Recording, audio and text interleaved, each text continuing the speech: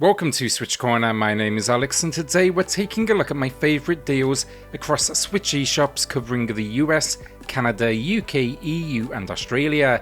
A shout out then to Red Deer Games for sponsoring today's video, and with that, hit subscribe, join us here on SwitchCorner for reviews and deals near daily. We're quickly approaching, in fact, 40,000 subscribers. We're just like 500 away at time of recording, so if you do enjoy the content, consider it. It goes a long way trying to hit that milestone before the end of this month. And yeah, let's get started.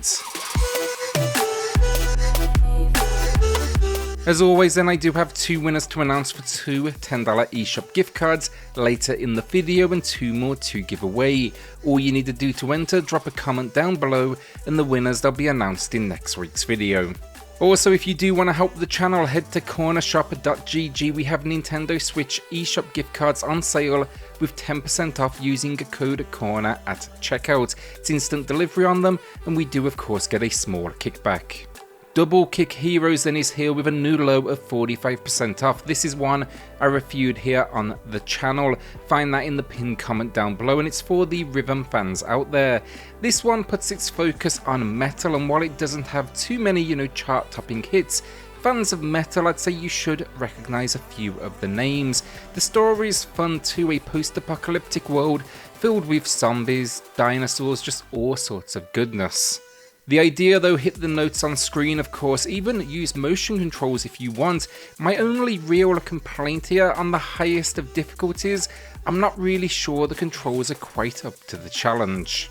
The Last Friend then is a new release, and I reviewed it again just this week. One thing the developers and publishers didn't tell me though was at launch, this would be accompanied with a sizable 50% discount. You can check out my full video in the pinned comment down below, but I just don't think you can complain at this price point. It's got a story mode that's going to last you roughly 5 to 6 hours, and then a ranking system to keep you coming back. This one though, it's a lane-based beat 'em up, but the spin here, it's combined with tower defense. A few areas of its design and leveling up make it just a little bit too easy. You can exploit the game with a few of its mechanics, but I had fun, and who doesn't love a story where you're out to save the dogs of the world? You even then team up with them and go to battle. If you're looking for the more budget on that note as well, just know all the deals are still live from Thursday's under $10 edition. That's pinned in the comment down below as well, and I even did a special yesterday with Cubic Games that focused on co-op play. Power Rangers Battle for the Grid then is a game I went into with honestly zero expectations, but it actually really impressed. It's a simple idea, it's a 1v1 fighter. You'll actually have a team of 3 though that you can tag in, and it's just the perfect environment for this particular cast of characters. Now, as the genre demands, it's easy to pick up and play, but the combat system, it's going to be deep enough that you can invest time in should you want to. Throw in then local and online multiplayer, and fans should be more than happy. Even if you're just a genre fan, I'd say consider it. It's a new low price then, 45% off, and if you really like the look of it, you can pick up the collector's edition that packs in a few extra skins and 3 additional playable characters. It's going to be about $5 more, or your regional equivalent for that build.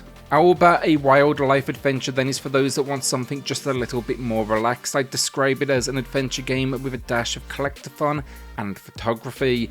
My warning, this game is short, maybe a few hours, but it packs a ton of charm at the same time.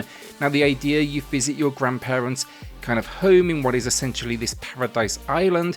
You see this animal that's injured, and now you go investigate. Along the way though, see tons of animals, create an organisation to help the island, and yeah, generally just kind of chill out. It's very much a game, as it says on the eShop, where you can go at your own pace. It's a new low price then, 40% off. A shout out then to Red Deer Games for sponsoring today's video with their latest release, Bit Orchard Animal Valley, and they are going old school with this one. It's kind of retro Game Boy inspired in its presentation, and then the gameplay, think a dash of Animal Crossing and a dash of Stardew Valley. The idea seems simple enough though, a slice of life where you need to sell apples and expand your land. Along the way though, not only will your land get bigger, but so will the world as you open up some new locations to explore. You will make friends along the way. You'll even get a pet rabbit. The gameplay loop, most will know now, a task list that you must complete day in, day out. But that's kind of what makes these games so addictive at the same time. With a chilled out soundtrack then backing it all up, if you've ever wondered what an old school take on the genre would look like, this may be the one for you, and it's launched here with a huge discount, 72% off. I've linked it in the pinned comment down below, go check it out and show Red Deer some love. Grapple Dog then was a release that came from Super Rare Games. It was their first digital release and I reviewed it here on the channel. In fact, I liked it so much my name and quote, it shows up in this very trailer for maybe honestly a split second. Great little platformer though that has a pretty kind of traditional setup, but then it combines it with the grapple hook in the name. The mechanics, they take a little while to get used to honestly, but once you get it, you can get some pretty decent momentum. And yeah, there's a nice little kind of at-sea overworld and a whole host of collectibles. I've linked my full review in the pinned comment down below, but it's a new low price, 25% off. Ghost of Vega then is a great third-person stealth adventure. Now on the Switch, the graphics they took a pretty decent hit honestly, but I still think it looks decent. And its setting, it's just nice to have something, you know, a little unique as you take on the role of a mouse who is on a quest to escape a dungeon and find his loved one. It's a medieval experience, so and think generally kind of action RPG. The stealth here though, a lot of fun. You get a few disguises along the way, which is always a good time, and it's got a few puzzles that actually had me stumped for a little while. There's something addictive about watching, you know, guard patterns and working out how you can navigate them. It's a new low price then, 50% off. Children of Zodiarcs then returns with a new low price, 65% off, and this one's getting just a super budget at this point. It's a tactical RPG, but the spin here, it uses a dice and deck based combat system. Now if you like deck builder style of gameplay, I think this one personally is underappreciated. The visuals even, they always gave me that kind of Transistor vibe as well. They just look really, really cool. The story though, you're controlling a band of thieves. They try to steal the wrong ancient relic. Now they are on the run looking for an escape. It's basically all of this town's guards. I'd watch a full review on this one, a fair few systems happening all at once, but I was definitely impressed. Our first winner of the week then, it's going to Ron, who picked up Crisis. He was looking for a game to scratch that FPS itch, and honestly, few games could do that better. Congrats to Ron, drop me an email to claim your code, and everyone else, drop a comment down below for your chance to win in next week's video. My pickup of the week then, meaning can't recommend it, but maybe you want to join me for the ride, and that is Astria Ascending. Really fancied this one at launch, but it just didn't fit into my schedule. I just couldn't quite honestly find the time to get around to it.